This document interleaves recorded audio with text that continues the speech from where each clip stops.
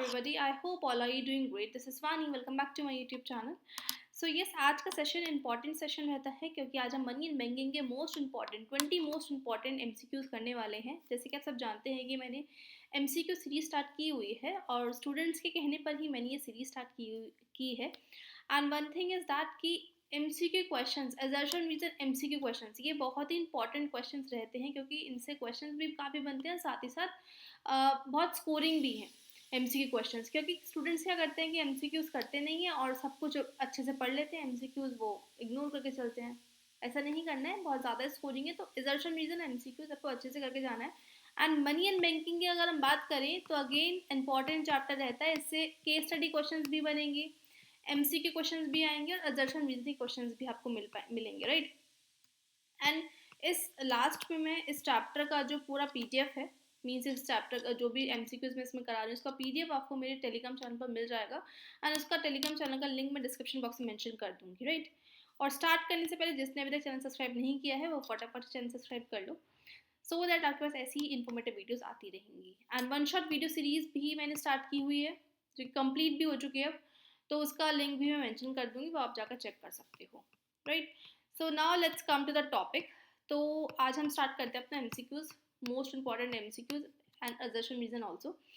तो now come to the first question.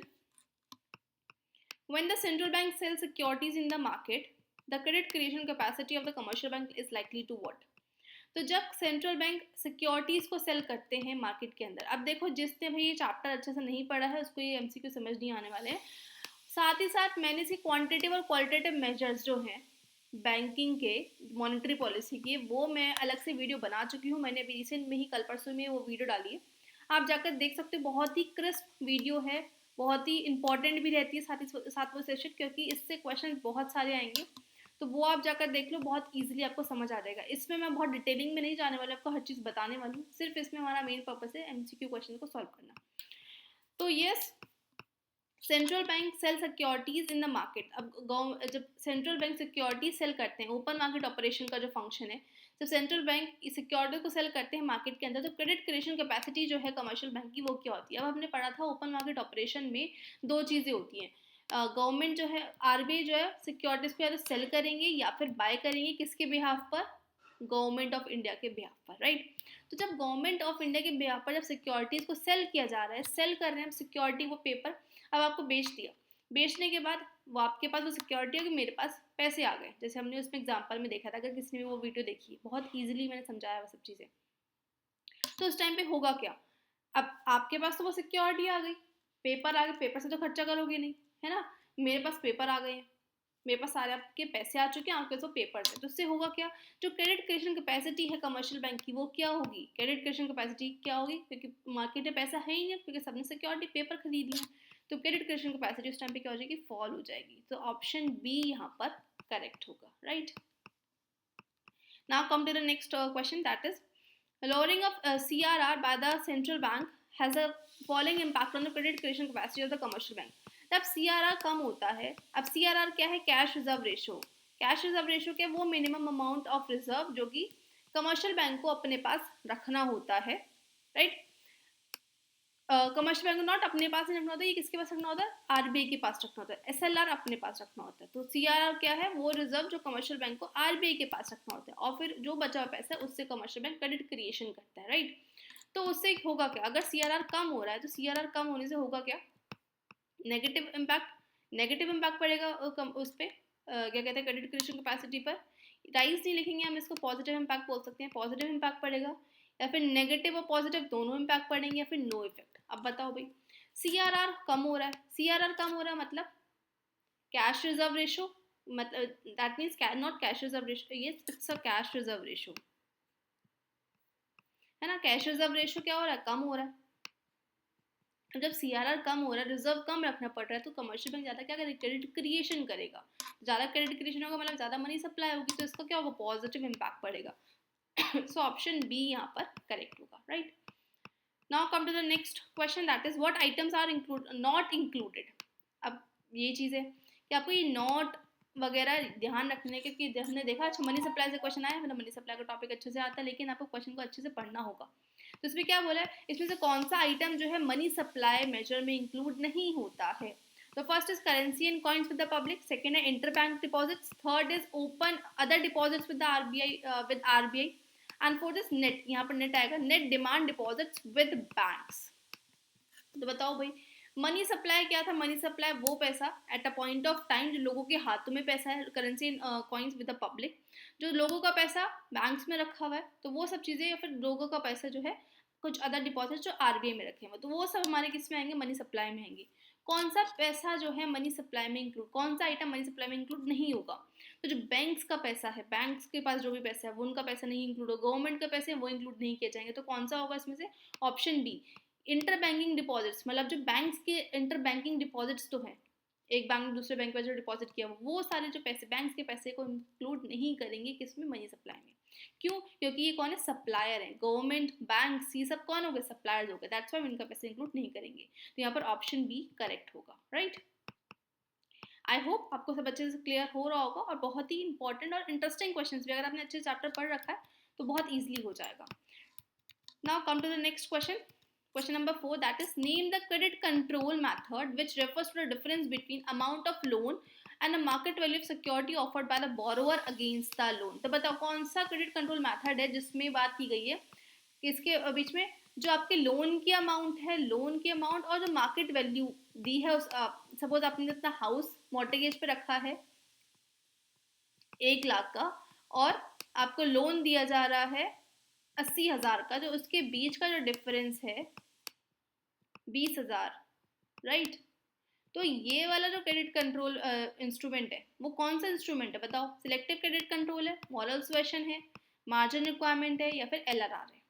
तो option कौन सा करेक्ट होगा यहाँ पर, ये हमने किस में बात की थी, मार्जिन रिक्वायरमेंट में, ऑप्शन सी करेक्ट होगा। क्यों, क्योंकि यहाँ पर कौन सी बात की गई है, मार्जिन रिक्वायरमेंट बेसिकली क्या होता है, वो डिफरेंस जो आपके लोन की अमाउंट और जो सिक्योरिटी ऑफर की है उनके बीच के डिफरेंस को हम क्या बोलते हैं, मार्जिन रिक्वायरमेंट बोलते हैं। So option C is correct है। Next question, what will be the effect of increase in repo rate on the money supply.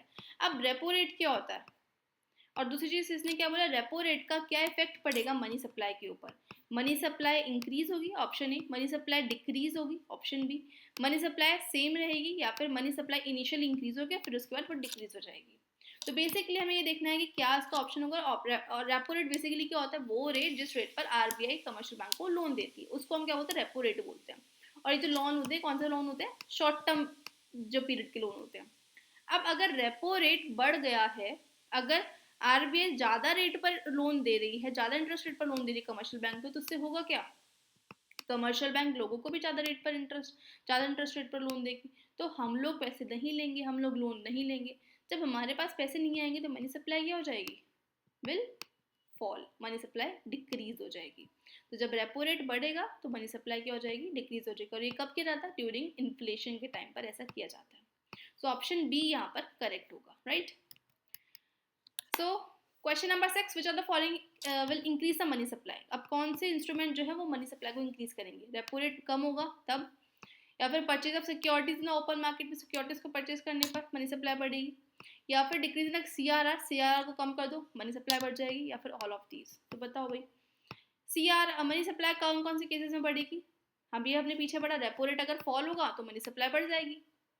दूसरा सिक्योरिटीज को परचेज कर दो, अब आरबीआई ने सिक्योरिटीज परचेज कर लिया, आरबीआई ने वो पेपर ले लिया और आप सबको पैसे दे दिए, तो पैसे दे दिए, हाथों में पैसा है, तो मतलब मनी सप्लाई बढ़ रही है, तो सिक्योरिटीज परचेज करने से भी मनी सप्लाई बढ़ेगी। थर्ड है सीआरआर को कम कर दो, कमर्शियल बैंक अपने आरबीआई के पास रिजर्व कम रखे, ज्यादा पैसा क्रेडिट क्रिएशन में लगाए, जिससे क्या होगा, मनी सप्लाई बढ़ जाएगी। तो यहाँ पर ऑप्शन डी करेक्ट होगा, that is all of these, right.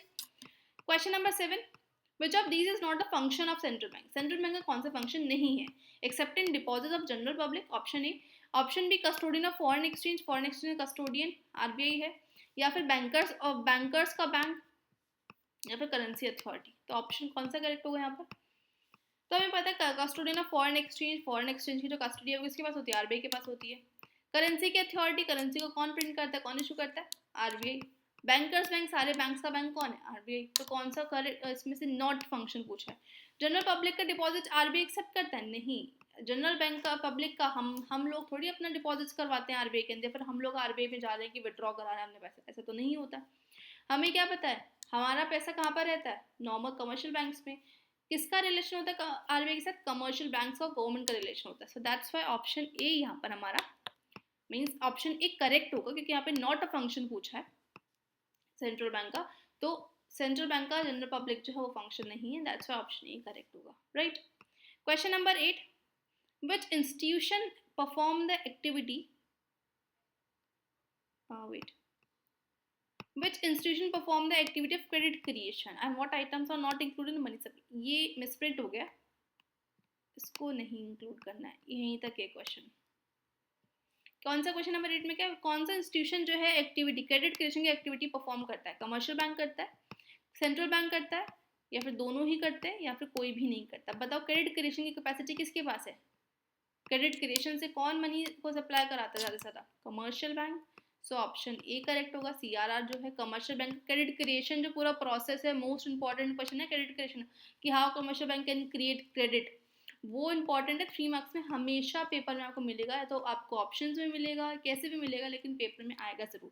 तो उसको अच्छे से करके जाना. 3 और 4 मार्क्स में मिल जाता है. Question number 9. Reverse repo rate is the rate at विच.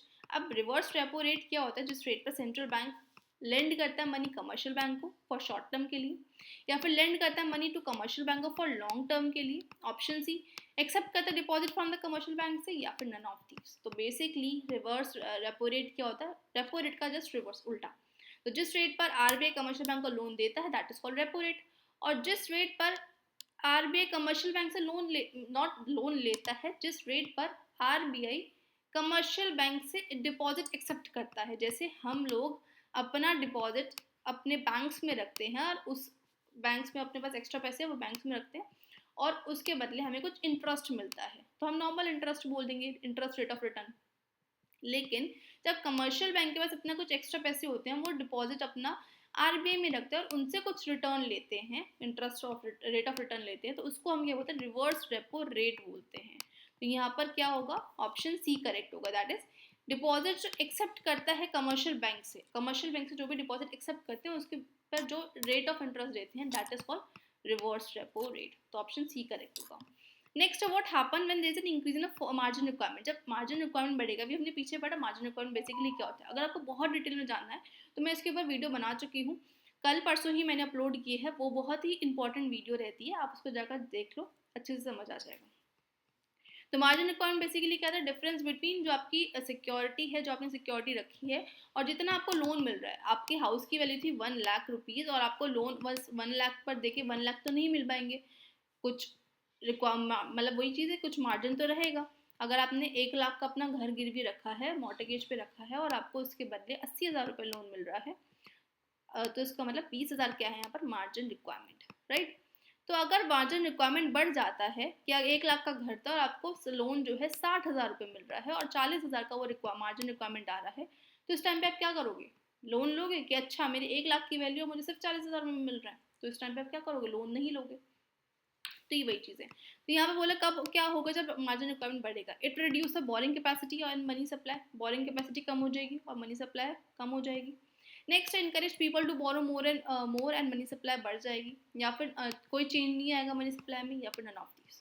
तो बताओ, अभी हमने पढ़ा यहाँ पर कि अगर मार्जिन रिक्वायरमेंट ज़्यादा है, वो मार्जिन ज़्यादा आ रहा है, तो उस टाइम पे होगा कि हम लोन नहीं लेंगे, कि 1 लाख का घर था हमें 40,000 रुपये मिल रहे तो हम नहीं लेंगे. तो यहाँ से क्या होगा? बोरिंग कैपेसिटी कम हो जाएगी, और जब बोरिंग कैपेसिटी कम है, हमारे पास पैसे नहीं है, तो हम मनी सप्लाई क्या हो जाएगी? मार्केट में फॉल हो जाएगी. सो ऑप्शन ए करेक्ट होगा. Right. Now come to the next question, that is question 11. The value of money multiplier is equal to. money multiplier की वैल्यू क्या होगी? Option A 1 upon SLR, option B 1 upon CRR, option C है 1 upon SLR plus CRR, and option D none of this.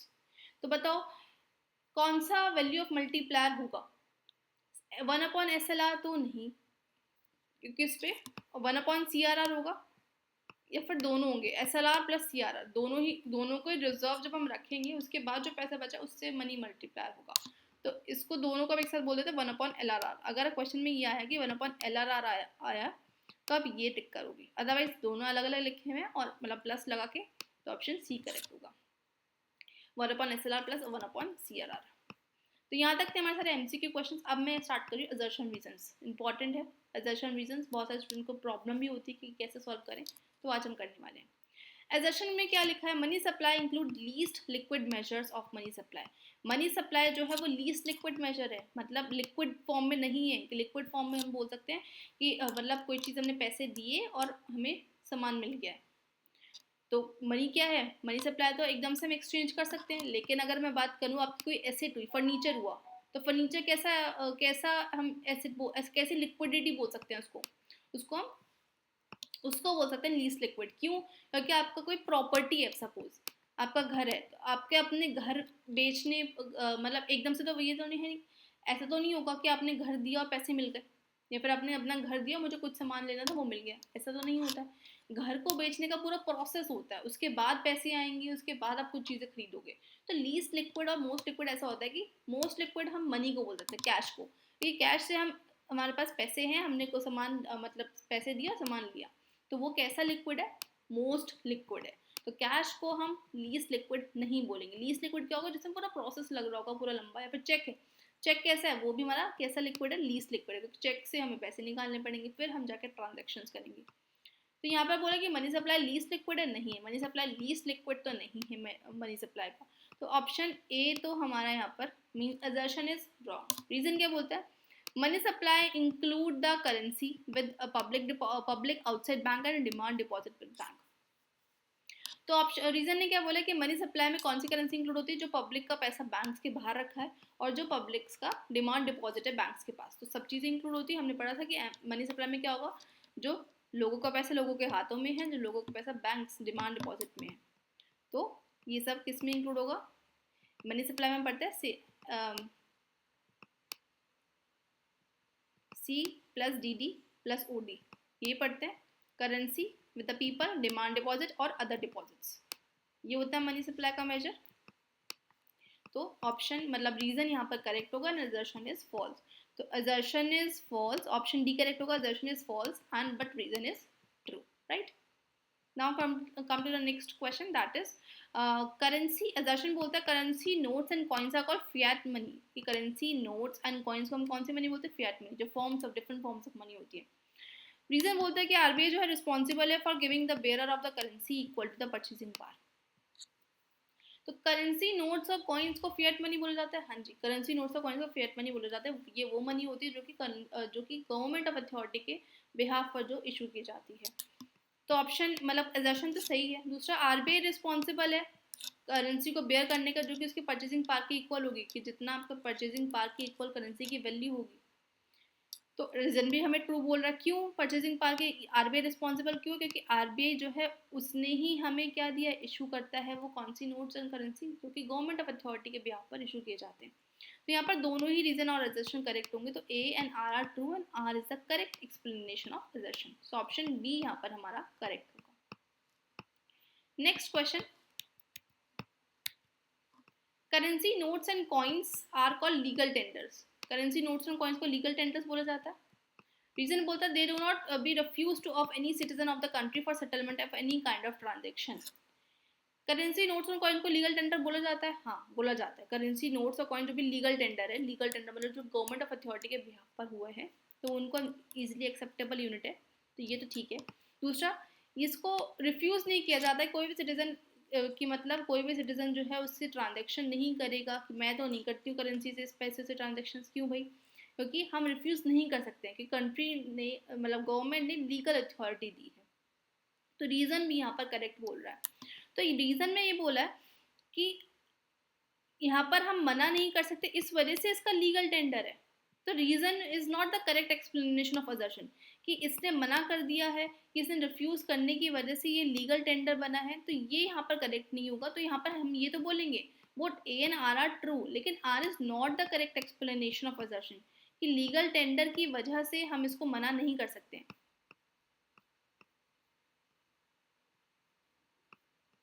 या फिर हम बोल सकते हैं कि रिफ्यूज करने की वजह से हम इसमें लीगल टेंडर है, वो नहीं हो, मतलब करेक्ट नहीं बैठ रहा है एक्सप्लेनेशन, ये दोनों इंटरलिंकेज में नहीं बैठे हैं। दैट्स व्हाई ऑप्शन बी यहाँ पर हमारा करेक्ट होगा, राइट।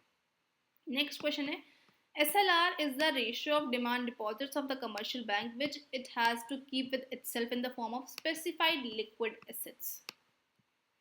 तो SLR क्या है, वो डिमांड डिपॉजिट्स कमर्शियल बैंक का जो कि कमर्शियल बैंक को कहाँ पर रखना है, अपने पास रखना है, किसकी फॉर्म में, लिक्विड एसेट्स की फॉर्म में, कैश, अनअंकम्बर्ड अप्रूव सिक्योरिटीज हो गई, एसेट्स हो गई, गोल्ड हो गया, वो सब की फॉर्म में RBI को मीन्स कमर्शियल बैंक को अपने पास रखना होगा। तो SLR सही है, यही होता है, असर्शन इज ट्रू। रीजन बोल रहा है SLR ये कंपोनेंट है, LRR इज अ कंपोनेंट है LRR का, क्यों, क्योंकि ये क्रेडिट क्रिएशन कैपेसिटी को, क्रेडिट क्रिएशन को इकोनॉमी में इफेक्ट करता है। तो ये भी करेक्ट है कि LRR का एक कंपोनेंट है क्योंकि ये इफेक्ट करता है क्रेडिट क्रिएशन को। तो both A and R are true, right. लेकिन इसमें ये नहीं बोला है कि ये SLR जो LRR का कंपोनेंट इसलिए है क्योंकि ये क्योंकि इसको लिक्विड एसेट्स की फॉर्म में अपने पास रखना होता है। तो ये भी वही चीज़ बोल रहे हैं कि रीजन और असर्शन जो वो आपस में इंटरलिंक नहीं बैठ रहे हैं कि SLR LRR का कंपोनेंट इसलिए है क्योंकि इसको मतलब कमर्शियल बैंक को अपने पास रखना है, इसलिए हम इसको LRR की फॉर्म में ला रहे हैं, LRR का पार्ट ला रहे हैं। तो ये इंटरलिंकेज नहीं बैठ रही, दैट्स वाई यहाँ पर भी ऑप्शन बी करेक्ट होगा, दैट कि A and R are true but R is not the correct explanation of assertion, right. तो ये आपको थोड़ा कंफ्यूजिंग लगेंगे, लेकिन जब आप उसको पढ़ोगे और आप उसको समझोगे तब आपको बहुत ईजिली समझ आ जाएगा, right. Next is currency notes do not carry as much value in it as it is written still possess general acceptance। तो करेंसी नोट्स जो है वो उतनी वैल्यू मतलब उतनी वैल्यू उनकी नहीं है जितना उनके ऊपर लिखा है। अगर एक करेंसी नोट 10 रुपए का है तो उस करेंसी नोट जो पेपर है उसका, उस पेपर की वैल्यू 10 रुपए नहीं है, उस किसकी वैल्यू, जो उसके ऊपर लिखे हुए उसकी वैल्यू है। तो यहाँ पर ये बोल रहा है करेंसी नोट्स में उतनी वैल्यू नहीं रखते हैं जितनी उसके ऊपर लिखा हुआ होगा। तो yes, assertion is true. Currency notes are backed by the legal premise for the central bank. Currency notes जो होते हैं वो किस में, लीगल अथॉरिटी होती है जो कि सेंट्रल बैंक से मिलती है। तो यहाँ पर रीजन भी ट्रू है। तो यहाँ पर क्या रीजन करेक्ट एक्सप्लेनेशन होगा दर्शन का कि नहीं होगा, तो रीजन जो है करेक्ट एक्सप्लेनेशन होगा दर्शन का, क्यों, क्योंकि लीगल टेंडर मिला हुआ है, इस वजह से जितनी उस पर वैल्यू लिखी है उसको हम एक्सेप्टेबल करेंगे, ना कि उस करेंसी की मतलब जिस पेपर की वैल्यू को नहीं। तो इस वजह से यहाँ पर both A and R are true and R is the correct explanation of assertion, right?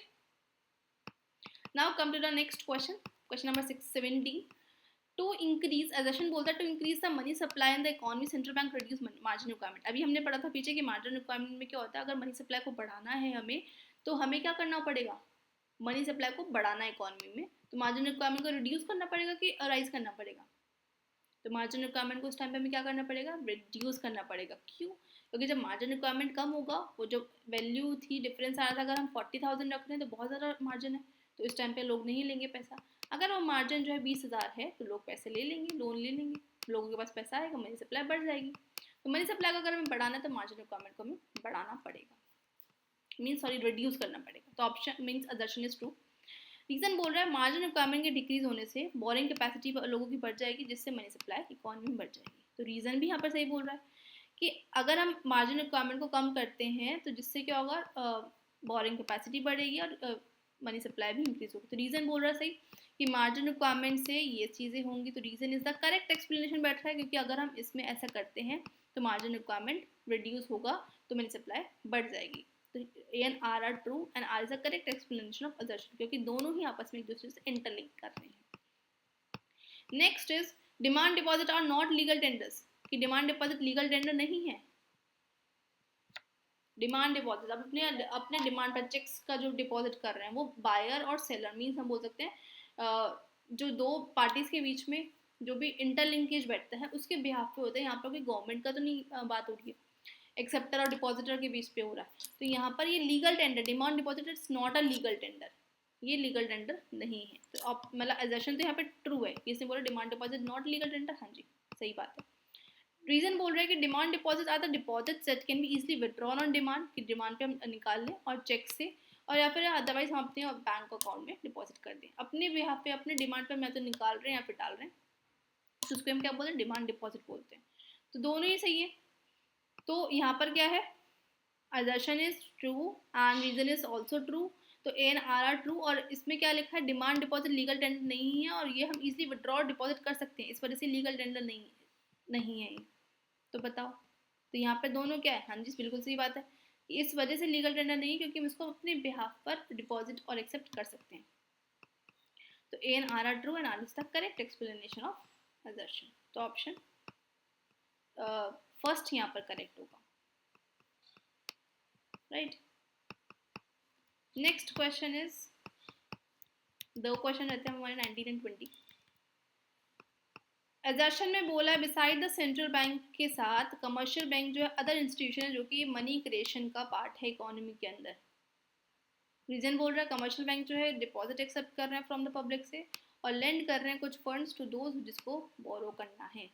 तो एजर्शन बोल रहा है कि कमर्शियल बैंक भी क्रेडिट क्रिएशन करता है, मनी क्रिएट करता है, इससे कमर्शियल सेंट्रल बैंक करता है। हाँ बिल्कुल बात है, सही है। सेंट्रल बैंक कैसे करता है, मनी सिक्योर मतलब नोट्स एंड कॉइन्स इशू करके, नोट्स इशू करके बेसिकली। कमर्शियल बैंक कैसे मनी सप्लाई करता है इकोनॉमी में, थ्रू क्रेडिट क्रिएशन। तो दोनों ही सही है, एजर्शन इज ट्रू। रीजन बोल रहा है जो कमर्शियल बैंक है वो डिपॉजिट एक्सेप्ट करता है लोगों से, उनको बोरो भी मतलब और कुछ पार्ट जो है उनका फंड का वो जिसको चाहिए उसको वो देता भी है, लेंड भी करता है। तो यहाँ पर ये भी बात सही है। और कैसे करता है, तो कमर्शियल बैंक इस वजह से क्या हुआ, एक तरीके से क्रेडिट क्रिएशन कर रहा है। तो यहाँ पर एजर्शन और रीजन दोनों ही करेक्ट होंगे। तो A and R true and R is the correct explanation of assertion, क्योंकि दोनों आपस में क्या कर रहे हैं, इंटरलिंकेज कर रहे हैं। नेक्स्ट है क्वांटिटेटिव टूल्स जो है include persuasion by the central bank in order to make commercial bank discourage और इनकरेज लेंडिंग। एजर्शन ये बोलता है कि जो क्वांटिटेटिव टूल्स हैं वो इंक्लूड जैसे परसुएशन, परसुएशन एक तरीके से बोलते हैं सजेशंस, सजेशन हम बोल सकते हैं कि सजेशन देता है क्वांटिटेटिव मेजर्स की सेंट्रल बैंक के थ्रू का मतलब एक तरीके से सजेशन दिए जाते हैं कमर्शियल बैंक को कि कब मैं जो बोल रहा हूँ वो मेरे अकॉर्डिंग करो। मैंने बोला लेंडिंग को इनकरेज करो तो इनकरेज करो, लेंडिंग को डिस्करेज करो तो डिस्करेज करो। तो ये क्वांटिटेटिव टूल्स में आएगा कि नहीं आएगा। दूसरा बोल रीजन, क्वांटिटेटिव टूल्स क्या करते हैं, अपनी मनी सप्लाई को कंट्रोल करते हैं कुछ अपने इंस्ट्रूमेंट्स जैसे कि CRR, SLR, repo rate, bank rate, इन सब के थ्रू वो क्या करते हैं, कंट्रोल करते हैं। तो एजर्शन यहाँ पर ऐसे बोलता है क्वांटिटेटिव टूल ऐसे होते नहीं। क्वांटिटेटिव टूल्स कौन से होते हैं, ये वो टूल्स होते हैं जो फोर्सफुली नहीं, मतलब एक तरीके से हार्ड एंड फास्ट रूल है कि ये रूल्स बना दिए गए हैं, CRR को उस टाइम पे कम करना है तो कम करना है, ज़्यादा करना है तो ज़्यादा करना है। यहाँ पर कुछ सजेशन नहीं दिया जा रहा है। CRR, bank rate, repo rate, ये सब कैसे टूल्स हो गए, क्वांटिटेटिव टूल्स, जो कि आपको करने ही करने पड़ेंगे, सजेशन नहीं है कुछ। तो क्वांटिटेटिव टूल्स यहाँ पे सजेशन नहीं होता है, तो इस वजह से असर्शन तो हमारा फॉल्स होगा, assertion is not correct. Reason सही है क्योंकि क्वांटिटेटिव टूल्स वो टूल्स होते हैं जो कि मनी सप्लाई को कंट्रोल करते हैं इन सारे इंस्ट्रूमेंट से। तो रीजन यहाँ पर करेक्ट है।